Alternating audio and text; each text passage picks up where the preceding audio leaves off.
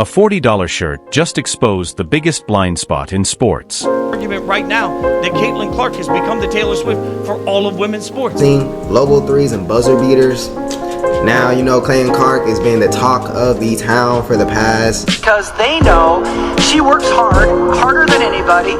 She's a goofy teammate. She shares the wealth. I mean, she gives Nike gear out like it's candy. Easy to see why Caitlin Clark was the one chosen to have the shoe deal. Gonna be a monster. It is going to be the most popular and the most important shoe that Nike has released, definitely since the LeBron shoe, and maybe even dating all the way back to the Jordan shoe. Midnight struck. The drop went live.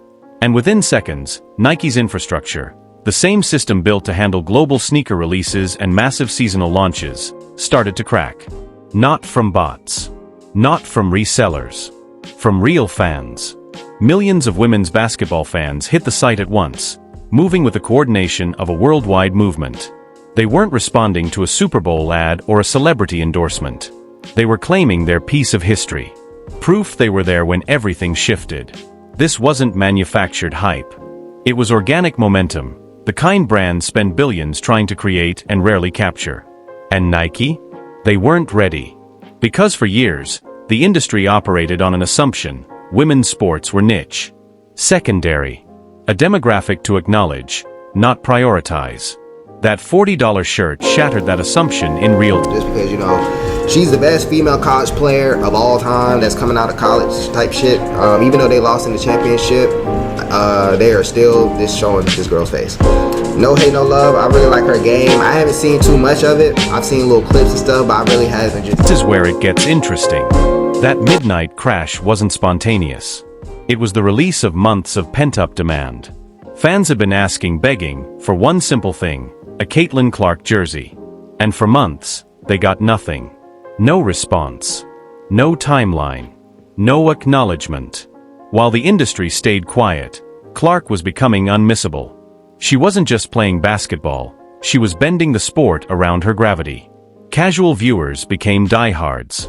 Empty arenas turned into sold-out venues. Games that used to be background noise became appointment television. She was torching defenses from 30 feet out, racking up points in bunches, and doing it all with a swagger that said she knew exactly what this moment meant. Caitlin Clark didn't just arrive. She commanded attention. And her fans were ready to prove their loyalty the only way left, with their wallets. Or just sit there and watch her full highlight clips, just whatever great shot she shoots or whatever play she makes that's big and it goes on Twitter or TikTok, whatever. I've seen it. But I want to give respect due to this, to her, because again, what she's doing is amazing. You ain't never seen no female do what she be doing, or no woman. So in that standpoint, I just want to show love and just see, what's going on, see what type of shots and just the crafty hit that she got. Nike moves fast. That's the brand. Spot a cultural moment. Build the product. Drop it while it's hot. Repeat. But with Caitlin Clark, they hesitated. And that hesitation turned into a powder keg. By the time the merch finally dropped, it wasn't just a release anymore. It was a referendum. A live test of whether the industry actually believed women's basketball demand was real, or just something to pay lip service to. Spoiler, the servers gave Nike their answer. Late September. Midnight. The logo went live. 2 interlocked shapes. Clean. Confident. Unmistakably hers. $40. $35 for kids. No gimmicks. No artificial scarcity. Nike stocked 2 million units. In a conference room, that probably sounded safe. Maybe even generous. The internet had other ideas. The wave didn't build, it hit. Millions flooded the site at once. Carts filled. Screens froze. Payment pages stalled. Error codes spread like wildfire.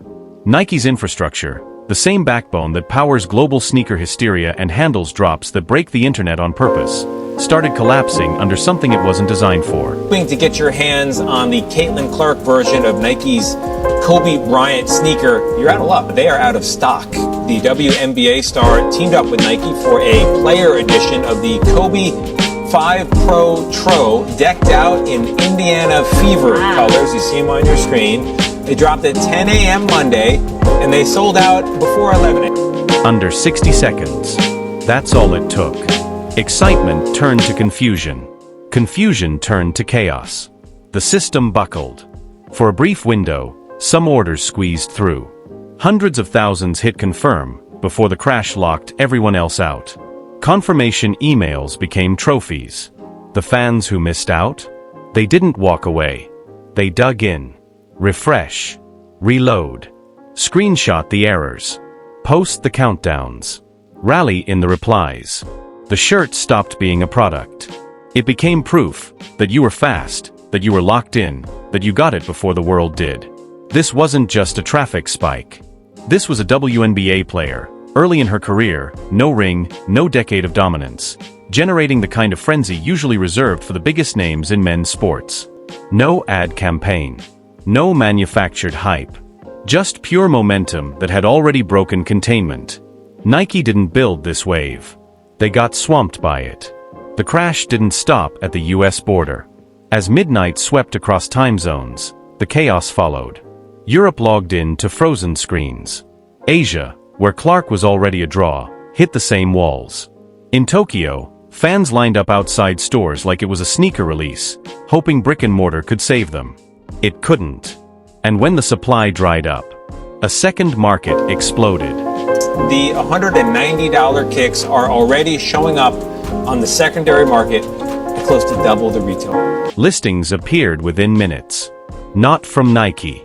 From the people who slipped through the cracks. On resale platforms, the $40 shirt wasn't priced like fan gear anymore. It was priced like a collectible, sometimes in the thousands. This wasn't normal sports merchandise demand. This was international scarcity being monetized in real time. The chaos turned into leverage. Bots and resellers did what they always do when a product becomes a status symbol. They grabbed inventory fast, then flipped it with markups that made the original price laughable.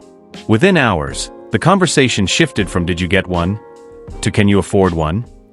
The website crash didn't slow the market. It redirected the money. Nike's biggest mistake wasn't the technical failure. It was leaving a vacuum so massive that everyone else rushed to fill it.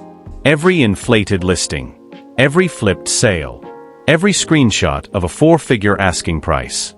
All of it was proof Nike had misjudged the scale of the moment. Revenue that should have been captured at the source, siphoned into secondary markets across multiple countries. Even investors noticed. The story wasn't just that a shirt sold out. The story was that a women's basketball star had created a measurable economic event, the kind that forces executives to reconsider forecasts, supply chains, and who deserves priority. This wasn't a novelty. This was demand with global reach that had outgrown every assumption built around it. The internet did what it always does. It turned the moment into a live broadcast. Clips of frozen screens, error messages, people refreshing like it was Game 7, spread across every platform. Within hours, the drop wasn't just a retail story. It was a shared experience. Hashtags climbed. Reaction videos piled up. The shirt became a punchline, a flex, and a mission all at once. That's when it stopped acting like sports merchandise and started behaving like fashion. There's an argument right now that Caitlin Clark has become the Taylor Swift of women's sports. She's easily recognizable in everything she does. It's turning new generations of fans to her, bringing women and men to sports they weren't covering before. It's getting a level of interest far beyond the game being played. People weren't buying fabric. They were buying a signal.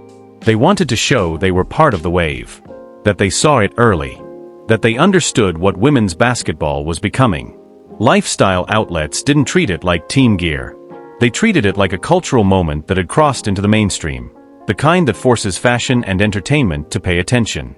In schools and online communities, the shirt became currency. Not metaphorically. People talked about swapping it for big-ticket items because scarcity does that.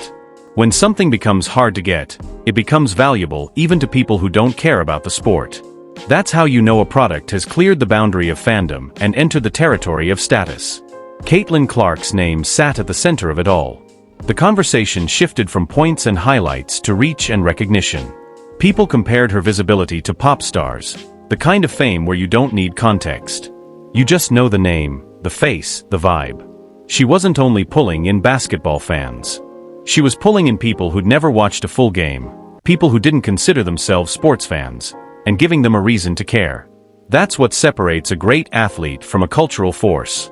One wins within the rules of the sport. The other changes who shows up, how they spend, and how the world talks about the entire category. Nike didn't have the luxury of pretending this was normal. The numbers forced a response. The first run disappeared so fast, executives had two options: admit they were wrong or watch momentum turn into resentment. So Nike did what it always does when demand proves real. It moved into recovery mode.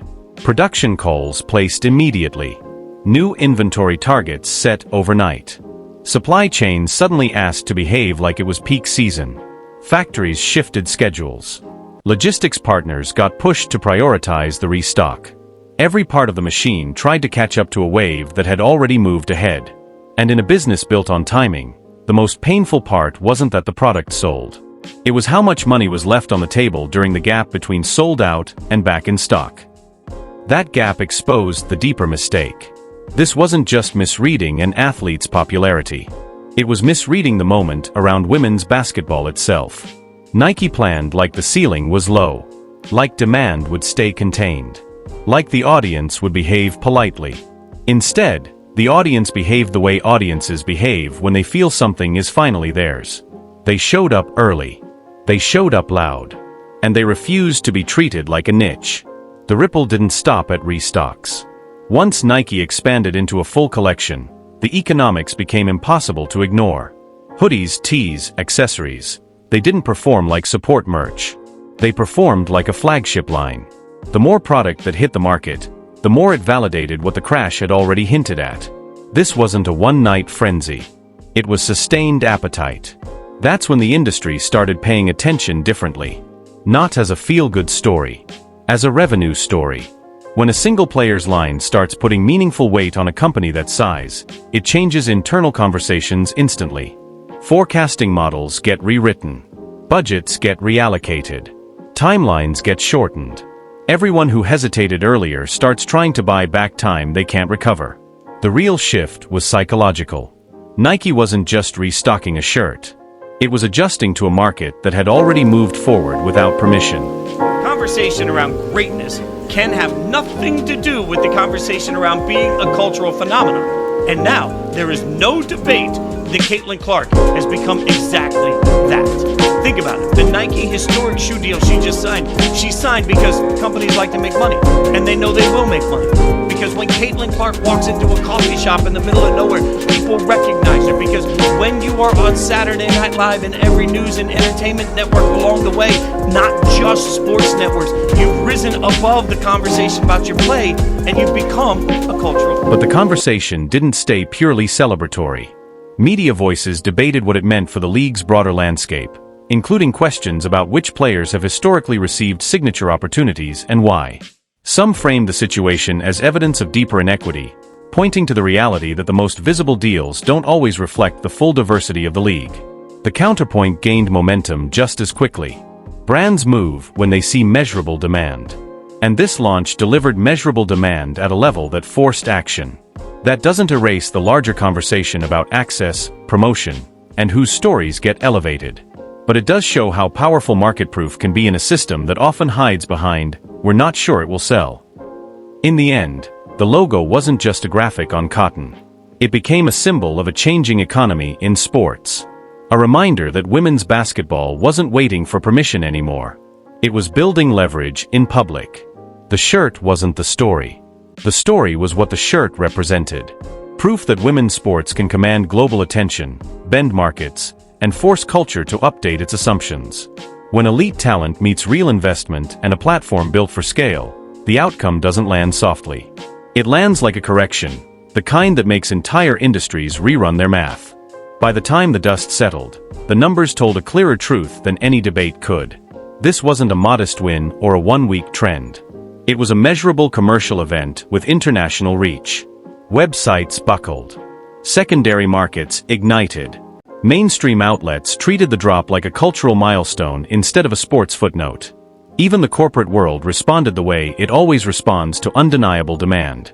With urgency, with attention, and with a sudden shift in tone. That shift carried into the rooms where decisions get made. Conversations that used to feel speculative turned aggressive. Brands that once asked whether women's basketball could move product started asking how quickly they could attach themselves to the momentum without missing the wave. Instead of questioning the audience, they began competing for access to it. Clark's reported Nike partnership and the runway toward a signature shoe became more than a deal headline. It became a signal. A marker that the market had moved past the old ceiling, and that the ceiling was never natural in the first place. It had been imposed by cautious budgets, limited distribution, and a lack of belief disguised as strategy. Agents understood it immediately. Negotiations changed because the reference point changed. Clark's results weren't treated like an outlier to dismiss, but as evidence to use, not as a standard everyone must match, but as proof of what becomes possible when the industry stops treating women's sports like a charitable investment and starts treating it like a real business with real upside. That's why this moment lingered after the launch ended. It didn't just sell out. It rewrote the script for what sponsors, networks, and apparel giants are willing to take seriously. And once an industry gets a glimpse of that kind of demand, it rarely goes back to moving slowly. The aftermath exposed something the industry didn't want to admit. The entire women's basketball economy had been priced as if demand was hypothetical. Overnight, demand became measurable. It showed up in server logs, conversion rates, regional spikes, and the kind of resale behavior analysts usually associate with the biggest men's drops. People in charge of media rights weren't debating highlights anymore.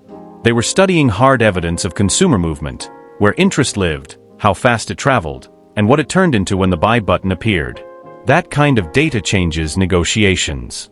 Broadcast value stops being only about who watches. It becomes about who buys, who shares, who searches, and who treats the product like culture instead of background noise. If one player can generate a commercial surge without a championship run, without decades of legacy branding, then the foundation used to price future rights packages starts to look outdated. Networks begin thinking like retailers. Sponsors begin thinking like platforms. The league begins thinking like a global brand with multiple revenue engines, not a single ratings lane. Inside Nike, the internal review would have been unavoidable. Not because demand was bad, but because being caught unprepared is a corporate failure. Why was inventory planned like the ceiling was low? Why did the site behave like it was expecting a normal Tuesday? Why wasn't the launch treated like a top-tier release with the same level of stress testing, redundancy, and contingency planning? The answer that keeps circling back is uncomfortable, because it's cultural, not technical. For years, women's basketball wasn't granted the default assumption that it could erupt. When you don't believe something can scale, you don't build for scale. And once the proof arrives, you can't unsee it. The market doesn't politely return to the old model. It accelerates away from it. Even the gray market noise made the point clearer. Counterfeits and street-level flips don't flood a space unless the demand is strong enough to support risk. Opportunists don't bother unless the audience is large, hungry, and willing to pay. The moment a player edition product can vanish quickly and reappear at a steep markup, the message is simple. It isn't being treated like a women's basketball item. It's being treated like an asset. That's why this doesn't read like the end of a viral launch. It reads like the start of a new pricing era. Women's basketball isn't waiting to be invited into the biggest rooms anymore. It's forcing the doors open through commerce, through attention, through digital dominance that can be counted. And the most lasting part of the moment is what it revealed. Fans were ready long before the system was. So when people ask what really happened that night, don't reduce it to a website crash or a sold-out shirt. What happened was exposure. The gap between how women's basketball has been treated and what it can actually generate got dragged into daylight, with timestamps, receipts, and a global audience watching in real time. Because the most dangerous myth in sports business has always been the same. That the demand isn't there. That the audience is too small. That the risk is too high. That you should move slowly, test quietly, keep expectations modest, and treat women's sports like something you support rather than something you build around. One midnight drop shattered that entire posture. Nike didn't invent the wave. The fans did. The players did. The years of excellence did. The only thing Nike did was finally place a product in front of a market that had been asking for one. And the response came back so loud it broke the machinery designed to measure it. That's not a marketing win. That's a cultural correction. And the league will never be priced the same again. Not by sponsors. Not by networks. Not by brands that used to treat women's basketball as optional inventory. Every negotiation from here forward has a new reference point. Every player with star potential now has evidence that the ceiling is higher than they were told. Every executive who still thinks this is a niche has to explain why the numbers keep showing otherwise. This shoe is released, it's going to be an atom bomb in terms of sales. It's going to be an atom bomb in terms of celebrities and athletes wearing them on the court. We've already seen that her CC colorways of the Kobe's are the most popular colorways that are being worn on WNBA and NBA courts right now. This is only the beginning. Once Caitlin's shoe comes out, it is going to be massive. This is what an era looks like at the start. It doesn't always come with a trophy or a parade. Sometimes it arrives as a simple product that turns into a global signal, the kind that changes behavior, changes budgets, and changes the way power gets distributed across a sport. So remember the real lesson. Women's basketball didn't suddenly become valuable. It was always valuable. The world just finally got a clean, undeniable moment where the demand couldn't be talked down, spun away, or ignored. Final CTA. If you want more breakdowns like this, the behind-the-scenes business shifts, the media moves, and the real storylines that shape the league before the headlines catch up, tap in with Courtside Leaks.